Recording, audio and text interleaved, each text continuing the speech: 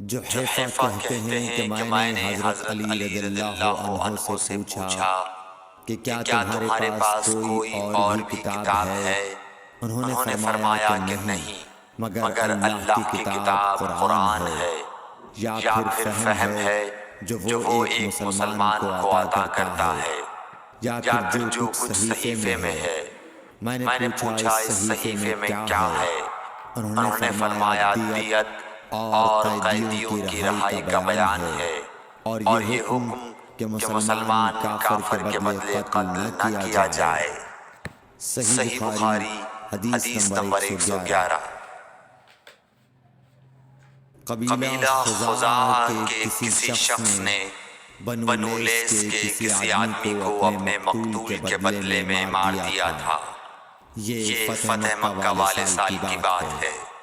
رسول اللہ صلی اللہ علیہ وسلم کو یہ خبر دی گئی۔ آپ نے اپنی اونٹنی پر سوار ہو کر خطبہ پڑھا اور فرمایا کہ اللہ نے مکے سے قتل یا ہاتھی کو روک لیا۔ امام بخاری رحمۃ اللہ علیہ فرماتے ہیں اس لفظ کو شک کے ساتھ سمجھو۔ ایسا ہی ابو نعیم وغیرہ نے القتل اور الفیل کہا ہے۔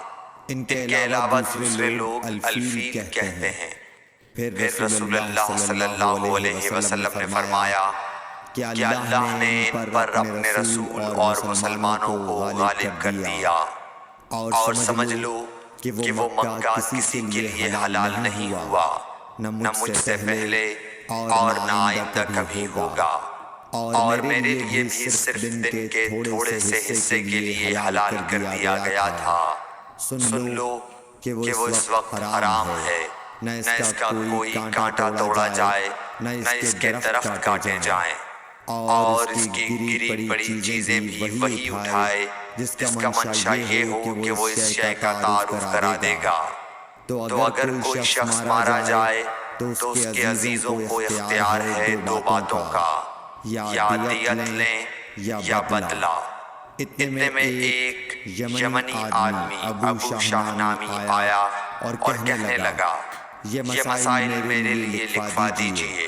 تب آپ نے فرمایا کہ ابو فلاں کے لیے یہ مسائل لکھ دو۔ تو ایک قریشی شخص نے کہا یا رسول اللہ مگر اس خیر، یعنی اس خیر کاٹنے کی اجازت دے دیجئے، کیونکہ اسے ہم گھروں کی چھتوں پر ڈالتے ہیں، یا مٹی ملا کر اور اپنی قبروں میں بھی ڈالتے ہیں۔ یہ سن کر رسول اللہ صلی اللہ علیہ وسلم نے فرمایا کہ ہاں مگر اس خیر۔ صحیح بخاری حدیث نمبر 112۔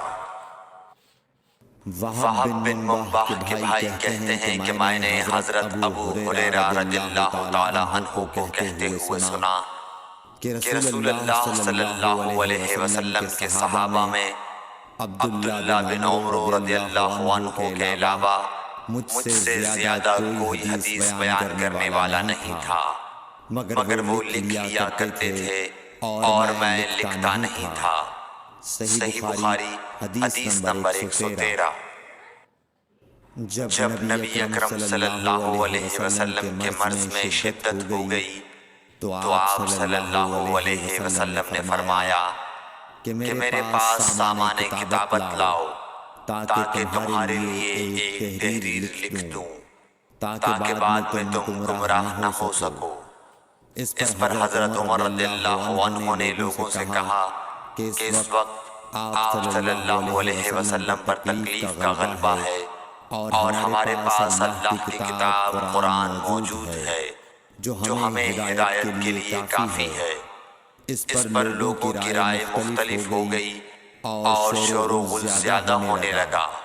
آپ صلی اللہ علیہ وسلم نے فرمایا میرے پاس سے اٹھ کھڑے ہو، میرے پاس جھگڑنا ٹھیک نہیں۔ اس پر ابن عباس رضی اللہ عنہ یہ کہتے ہوئے نکل گئے کہ بے شک مصیبت بڑی سخت مصیبت ہے، وہ چیز جو ہمارے اور رسول کے اور آپ کی تحریر کے درمیان حائل ہو گئی۔ صحیح بخاری حدیث نمبر 114۔ ایک رات نبی کریم صلی اللہ علیہ وسلم نے بیدار ہوتے ہی فرمایا کہ سبحان اللہ، آج کی رات کس قدر فتنے اتارے گئے ہیں اور کتنے ہی خزانے کھولے گئے ہیں۔ ان حجرے والیوں کو جگاؤ، کیونکہ بہت سی عورتیں جو دنیا میں باریک کپڑا پہننے والی ہیں وہ آخرت میں ننگی ہوں گی۔ صحیح بخاری حدیث نمبر 115۔ حضرت عبداللہ بن عمر رضی اللہ عنہ نے فرمایا کہ آخر عمر میں ایک دفعہ رسول اللہ صلی اللہ علیہ وسلم نے ہمیں عشاء کی نماز پڑھائی۔ جب آپ نے سلام پھیرا تو کھڑے ہو گئے اور فرمایا کہ تمہاری آج کی رات وہ ہے کہ اس رات سے 100 برس کے آخر تک کوئی شخص جو زمین پر ہے وہ باقی نہیں رہے گا۔ صحیح بخاری حدیث نمبر 116۔ حضرت عبداللہ بن عباس رضی اللہ تعالی عنہ فرماتے ہیں کہ ایک رات میں اپنی خالہ میمونہ بنت الحارث زوجہ نبی کریم صلی اللہ علیہ وسلم کے پاس گزاری، اور نبی کریم صلی اللہ علیہ وسلم اس دن ان کی رات میں انہی کے گھر تھے۔ آپ صلی اللہ علیہ وسلم نے عشاء کی نماز مسجد میں پڑھی، پھر گھر تشریف لائے اور 4 رکعت نماز نفل پڑھ کر آپ سو گئے۔ پھر اٹھے اور فرمایا کہ ابھی تک یہ لڑکا سو رہا ہے یا اسی جیسا لفظ فرمایا۔ پھر آپ نماز پڑھنے کھڑے ہو گئے اور میں بھی وضو کر کے آپ کی بائیں جانب کھڑا ہو گیا، تو آپ صلی اللہ علیہ وسلم نے مجھے دائیں جانب کھڑا کر لیا۔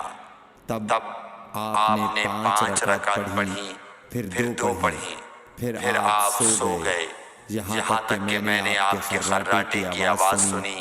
پھر آپ کھڑے ہو کر نماز کے لیے باہر تشریف لے آئے۔ صحیح بخاری حدیث نمبر 117۔ حضرت ابو ہریرہ رضی اللہ تعالیٰ عنہ کہتے ہیں کہ لوگ کہتے ہیں کہ ابو ہریرہ بہت حدیثیں بیان کرتے ہیں، اور میں کہتا ہوں کہ قرآن میں 2 آیتیں نہ ہوتیں تو میں کوئی حدیث بیان نہ کرتا۔ پھر یہ آیت پڑھی جس کا ترجمہ یہ ہے، جو لوگ اللہ کی نازل کی ہوئی دلیلوں اور آیتوں کو چھپاتے ہیں آخر آیت رحیم تک۔ واقعہ یہ ہے کہ ہمارے مہاجرین بھائی تو بازار کی خرید و فروخت میں لگے رہتے تھے، اور انصار بھائی اپنی جائیدادوں میں مشغول رہتے، اور ابو ہریرہ رسول اللہ صلی اللہ علیہ وسلم کے ساتھ جی بھر کر رہتا، تاکہ آپ کی رفاقت میں شکم پوری سے بھی بے فکری رہے، اور ان مجلسوں میں حاضر رہتا جن مجلسوں میں دوسرے حاضر نہ ہوتے، اور وہ باتیں محفوظ رکھتا جو دوسرے محفوظ نہیں رکھ سکتے تھے۔ صحیح بخاری حدیث نمبر 118۔ ابو ہریرہ رضی اللہ عنہ کہتے ہیں کہ میں نے عرض کیا، یا رسول اللہ، میں آپ سے بہت سی باتیں سنتا ہوں مگر بھول جاتا ہوں۔ آپ صلی اللہ علیہ وسلم نے فرمایا، اپنی چادر پھیلاؤ۔ میں نے اپنی چادر پھیلائی۔ آپ صلی اللہ علیہ وسلم نے اپنے دونوں ہاتھوں کی جلو بنائی اور میری چادر میں ڈال دی۔ فرمایا کہ چادر کو بدن پر لپیٹ لو۔ میں نے چادر کو اپنے بدن پر لپیٹ لیا، پھر اس کے بعد میں کوئی چیز نہیں بھولا۔ صحیح بخاری حدیث نمبر 119۔